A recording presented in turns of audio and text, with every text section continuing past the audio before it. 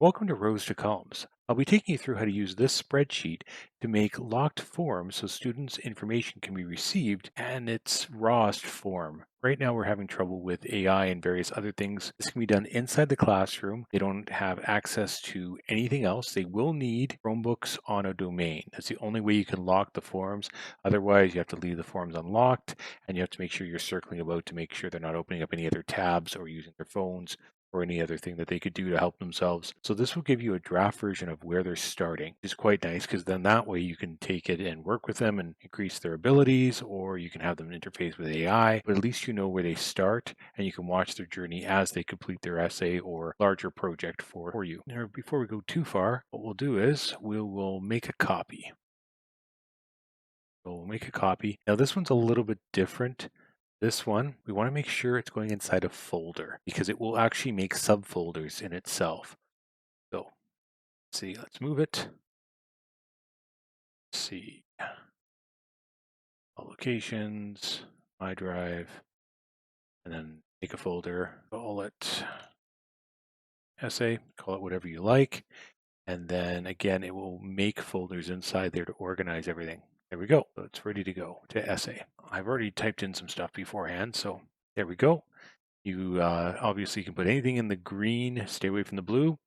There's the form titles. You can put in a form description if you want to tell them more about the assignment or help them develop their thesis. Same thing with the question text. The include citations basically just draws a line and has citations. They will not have access to an MLA generator or any kind of citation generator because it's a locked form. So it will shut down all the tabs and have just the one form tab open. Again, if you're on Chromebooks that are all school bot, so that will lock them out of that. So just be careful using this. So as usual, we have to run this once just to set up things. So set up forms or create more. If you want to add in forms later, you can just run that again and it will work. Right now, we're just setting up all the wonderful securities. So that will be your account.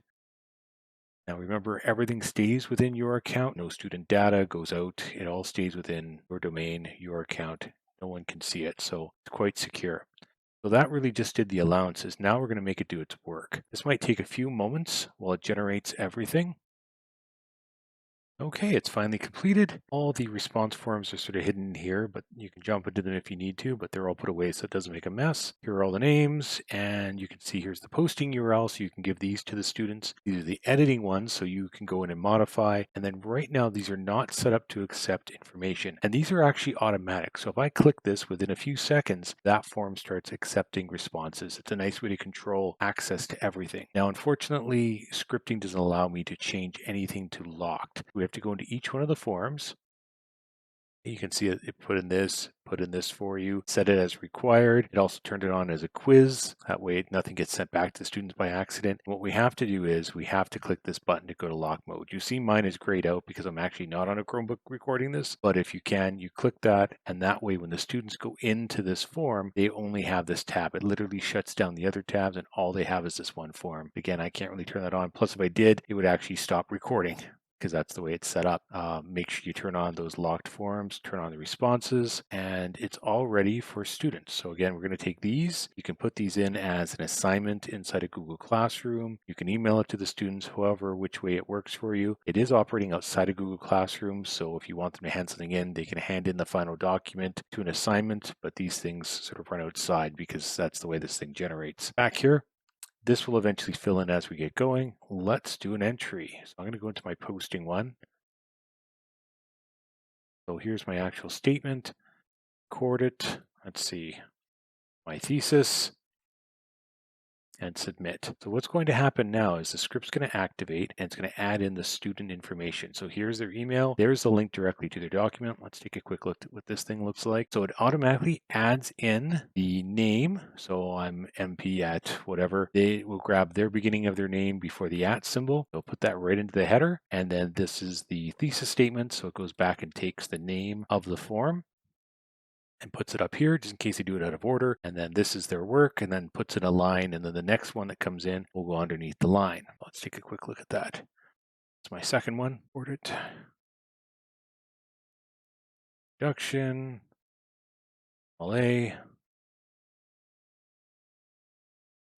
That.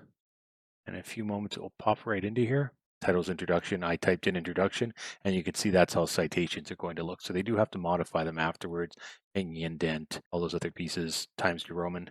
That's ready to go. This is what this looks like. You can actually let the students edit if you want. So if you check this button, right now they can only view. Unfortunately, they can also download. Can't stop them from doing that. And I think they can make a copy, but they can't edit the original document, which you have right here. But if you want them to, you just check the box, and again, within a few seconds, they'll have editing access.